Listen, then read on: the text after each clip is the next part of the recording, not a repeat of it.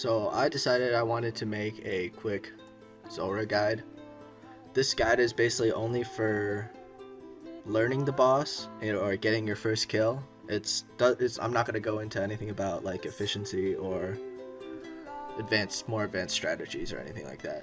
So Zulrah basically has three forms. There's a green ranger, a red melee, and blue mage.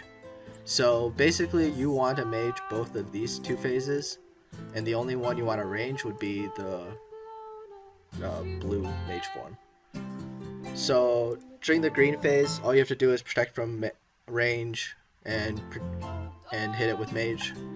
This one usually you don't have to pray, depends, but you just have to watch out for its melee attacks, and basically it'll start looking at you, wag its tail, and that's when you know you have to move off the square you're in. I'll go more into it later. And this would be the mage phase. This is the only time that the actual boss will damage you. It switches randomly between mage and range attacks. The mage attacks they're like a little fireball, and the range attacks are like this little green whatever it is. And it can hit up to 41.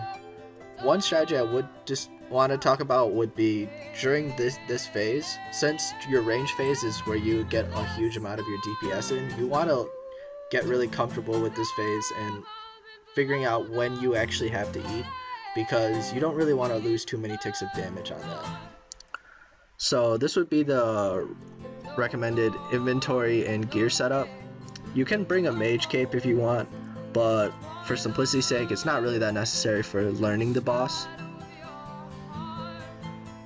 So the method I'm going to show you would be the logout method, which basically means you're going for a specific rotation, and if you don't get the rotation you're looking for, you just log out before it hits you, and you'll be spawned right outside. The rotation you're looking for will be rotation 3. I think it's the easiest to learn, and it's a East Ranger. So the second form that shows up will determine the rotation that you're getting, and what you're looking for would be an East Ranger, East Green phase.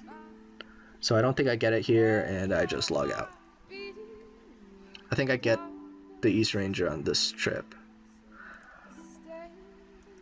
So you click off the map to get to the square you want to go, and you'll get 5 trident hits in here.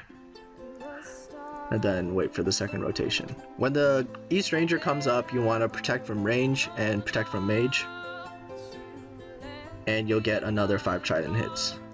I'd recommend you count these trident hits. After 5, you're going to start running to the square my cursor's at right now, and you can throw one over your shoulder after, like this. So the next phase will be a melee phase. You don't actually have to pray against this phase. Basically the only thing you have to worry about in this phase is that when it starts looking at you and wagging its tail, you want to move off the square you're in, or else it's going to hit you and stun you. So just like that. And one more time. And now you want to switch to your range gear after this hit and protect from magic.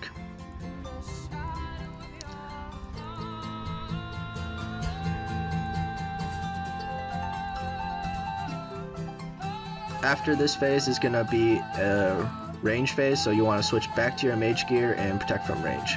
Kind of messed up the switch a little bit, but you'll get 3 to 4 hits. 4 is maximum, and is probably what you should go for. And the next phase is a mage phase, so you want to go back to your range, protect from magic, and hit it again.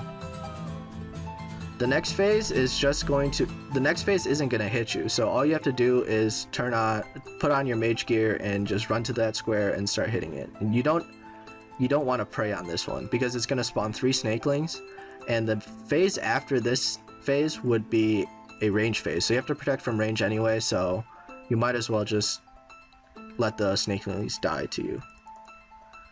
And I actually stopped hitting it, but on this phase you just protect from range and you just mage it down.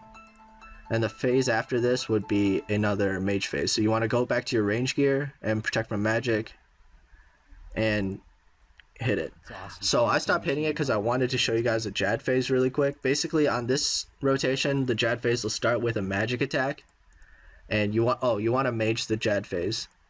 It'll start with a magic attack, and every time the timing for it would be every time it flaps its wings, you want to switch your prayer to protect from range.